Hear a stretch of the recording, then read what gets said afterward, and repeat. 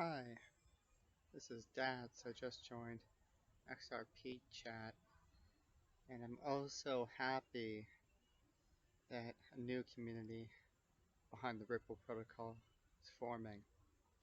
I like the Ripple protocol, but realize that some things like multi-sign have been done before. When that happens, the right people have to be compensated, and I wonder if they are. That's my insight for the day. I manned PeerCover Incorporated. I presented in 2013 at the Bitcoin conference in San Jose. I kind of pushed my way in and it had to be done. We had to start talking about peer-to-peer insurance.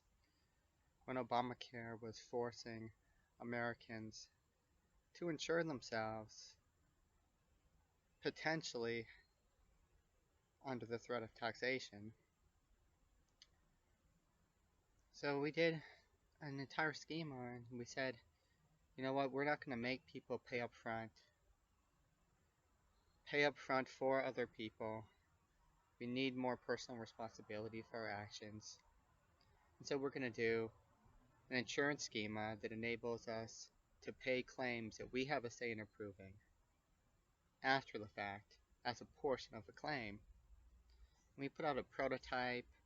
I had to do the entire incorporation in Delaware from California, and I didn't think that was right. But I got an international interest, and it started off as a BitInsure thread on the Ripple forum. We outlined plans.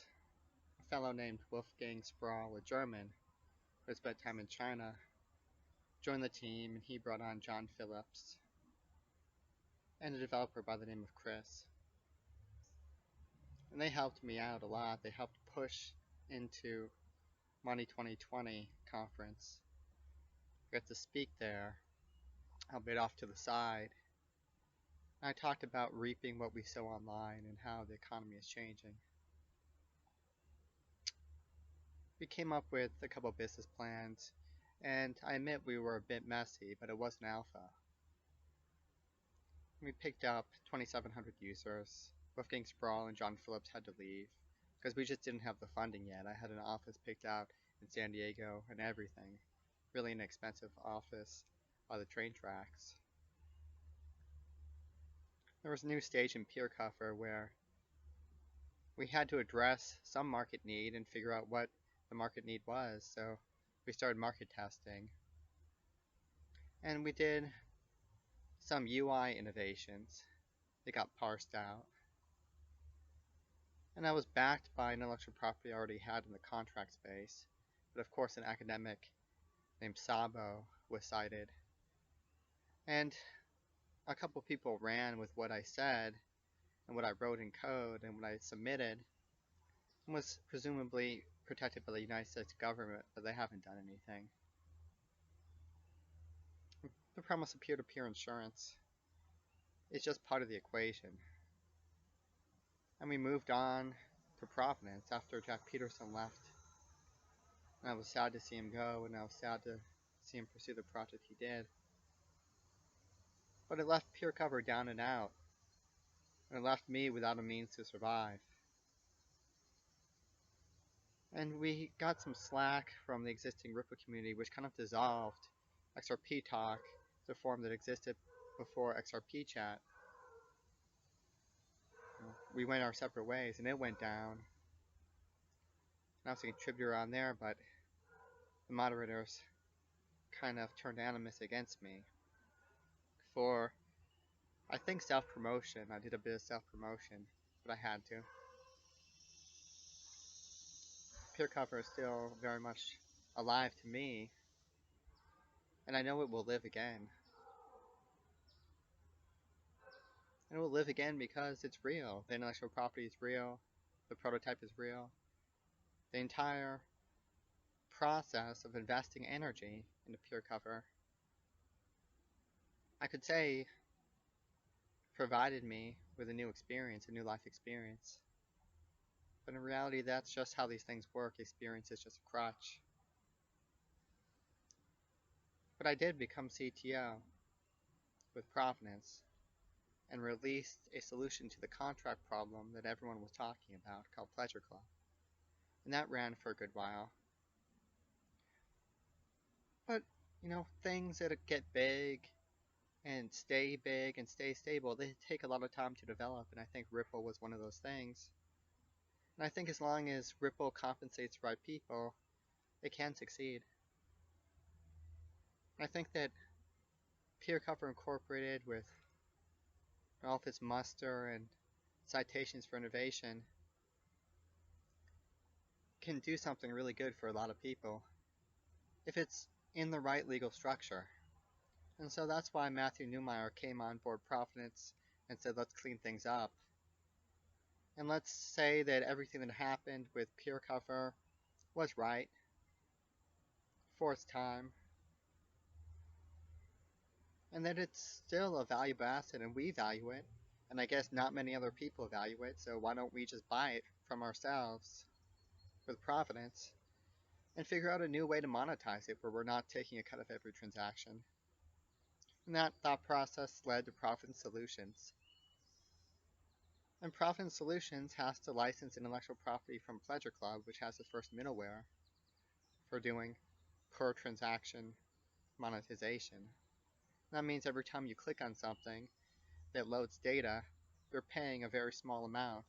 You have a wallet hooked up.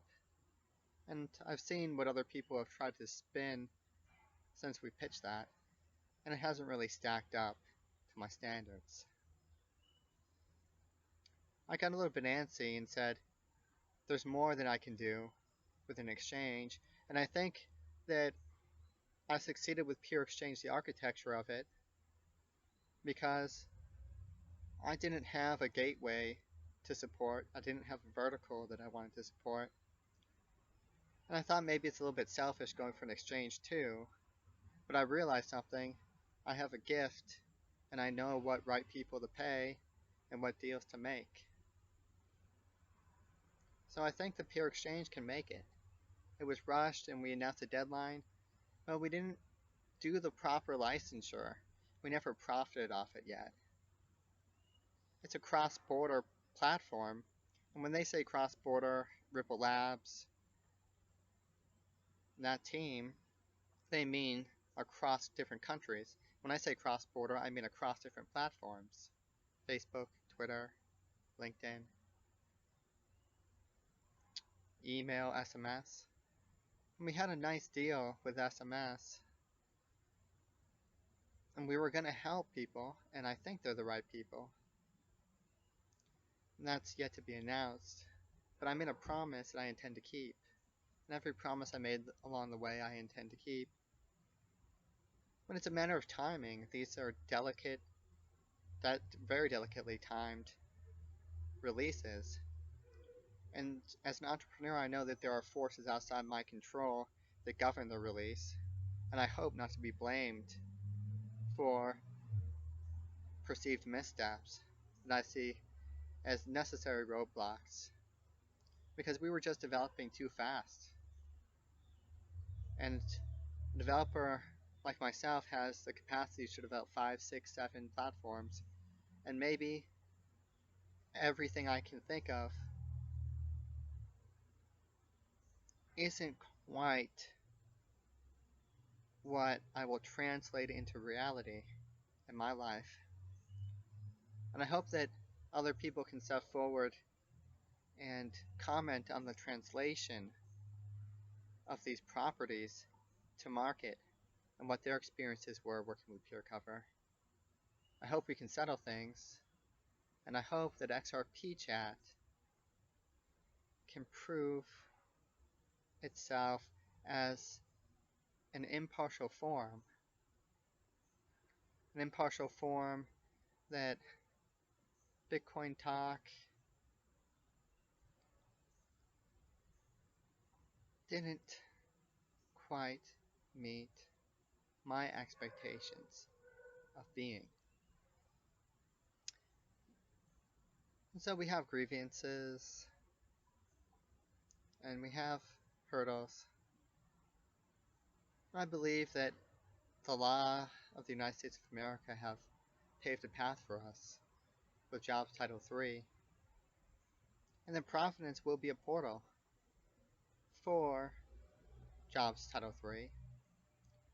I believe all of our differences aside, all the people who have worked with me, the object of our desires is intact, and that no one did real harm, but people did hurt themselves by not telling the truth and not having enough faith. So I hope that my feelings align with not only people I've worked with, community members who have been supporters for years, but with new members and new people who are just coming on to Ripple. I hope to see an influx of people from these banking agreements, but I never expected the banking agreements to work. And that was where my difference lied. I didn't have faith in Ripple Labs to some extent, getting these banking agreements, and maybe that was one of my mistakes. But I know that banking isn't all that necessary, and that there has to be a fusion event between all the savvy cryptocurrency users and people who never risk a stake and sat back and just let their existing bank seamlessly transition to a new protocol. And I hope that you have found my words intriguing and that you can get interested in projects that are happening that are not supported by the folks you see in the media. You can say that you fielded and you notarized, and you, just by your notarization and maybe your beta testing and maybe small investment, made a big difference. A big difference for the entire human race and a subset of our economy. It doesn't force globalization, doesn't push toward everything and everyone, but pushes in some small way in the improvement of our lives. Us, people who have taken the time to use new protocols and to say that these aren't just like the protocols of old, they are consumer tools. Because that's what PeerCover and Providence do. They produce consumer tools that have not yet been adopted. And thank you to everyone who supported me. Thank you to Ian Reader. When I lost my Facebook friends, shut down my Facebook, and shut down my LinkedIn, or when it was forcibly shut down, and I regained my traction, and I saw the people who believed in me because I believed in the object of our desires, I found renewed strength and faith.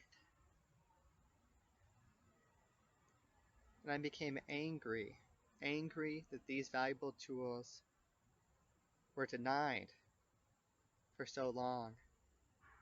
And anger went to insecurity, and insecurity went to not frustration, but a new way to feel out what has to happen next.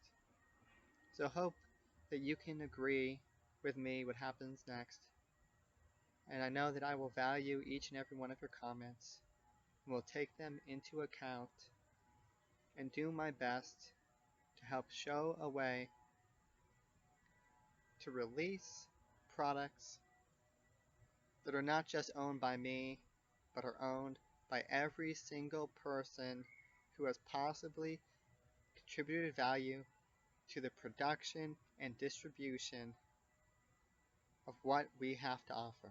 Thank you.